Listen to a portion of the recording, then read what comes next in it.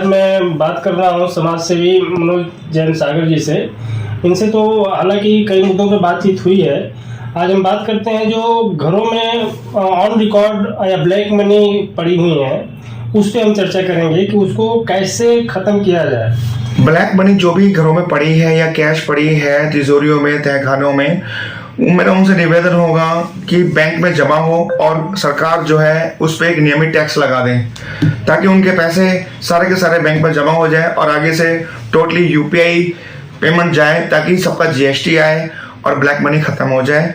Black money खत्म हो जाएगी तो उससे हमारे देश का विकास होगा, इंफ्रास्ट्रक्चर बढ़ेगा, चिकित्सा बढ़ेगी, शिक्षा बढ़ेगी। आपका मानना ये है कि भारत सरकार को एक स्कीम ऐसी लानी चाहिए कि लोग स्वेच्छा से वो पैसा बैंक में जमा कर दे और सरकार उससे पूछताछ न करे कि ये पैसा कहाँ से आया कैसा, क्योंकि कोई भी पैसा डर के हमारा जमा नहीं करेगा। जिन लोगों के पास ब्लैक मनी है उन पे एक टैक्स निर्धारित कर देंगे कि इतना टैक्स आपको इनकम टैक्स देना ही पड़ेगा। जिसके जितने पैसे जमा होंगे इस टाइम तक 2 महीने का टाइम दिया, 3 महीने का टाइम दिया, बैंक में जमा कराए और वो जमा होने के बाद वो बैंक से अपने आप डिडक्ट हो जाएगा।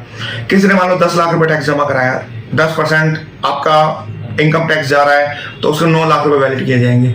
एक प्रणाली ला दे कि 1 करोड़ रुपए तक 10% है या 50 लाख तक 10% है, उसके बाद 20% है, उसके बाद 30% है, उसके बाद 40% है और उसके बाद 50% है। ब्लैक मनी का पैसा वहां जमा हो जाएगा टोटल, तो उससे टोटली सारे पैसे व्हाइट के हो जाएंगे और ये सारे के सारे फिर नंबर के पैसे का यूटिलाइज हो जाएगा। क्योंकि जब इंक्वायरी का लोगों को डर होता है तो लोग पैसे जमा नहीं कर पाते कैश, कि लोगों को घबराहट होती है कि मेरे पास इंक्वायरी आ जाएगी, कुछ आ जाएगी। अरे गवर्नमेंट भी सपोर्ट करेगी, गवर्नमेंट सपोर्ट करेगी तो जितने ब्लैक बाजारी है, काला बाजारी लोग हैं जिन्होंने पैसे तहखानों में, मंजिलों में, मतलब गोल्ड में, मतलब आभूषणों में कहाँ का जमा किए हुए हैं, वो एटलीस्ट निकल कर वहां जमा तो होंगे और गवर्नमेंट का, भारत सरकार को टैक्स मिलेगा। टैक्स से मेरे देश का विकास होगा, गरीब जनता का पैसा गरीब जनता के काम आएगा।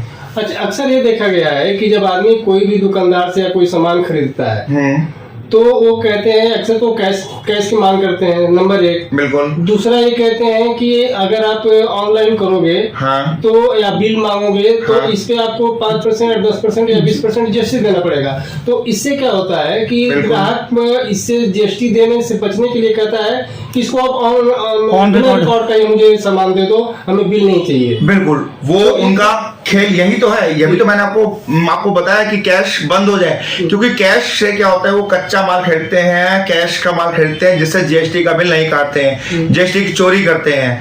जीएसटी की चोरी में दुकानदार को भी प्रॉफिट मिलता है और ग्राहकों को पैसे पूरे जाने हैं। वो बस टैक्स के चक्कर के अंदर वो लालच में पड़ जाता है और वो बिल नहीं लेता, वो भी अपना 2 रुपए के चक्कर में 5 रुपए का नुकसान खाता है, जो कि देश का पैसा है, देश की जनता का पैसा है और वो उसके पास तक नहीं पहुंचता है, जिससे कि बहुत बड़ी चोरियां होती हैं जो कि नहीं होनी चाहिए, रुकनी चाहिए। इसलिए मैं बार बोलूंगा पूरा हिंदुस्तान कैशलेस हो जाए। कैश की जरूरत ही नहीं इंसान को। आप बताओ ना, बड़े बड़े हॉस्पिटल में जाना है, इलाज करना है, वाहन खरीदना है, विदेश जाना है, सब कुछ तो आप ऑनलाइन करते हो और हो सकता है ना कैश की जरूरत ही क्या है।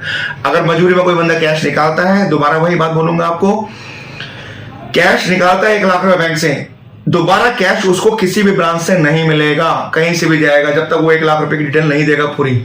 1 लाख रुपए डिटेल उसकी इनकम टैक्स में जानी चाहिए कि उसने 1 लाख रुपए कैश जो निकाला था यहाँ खर्च किया है, उसके बाद ही उसको कैश विड्रॉल होगा, वरना कैश विड्रॉल होगा ही नहीं।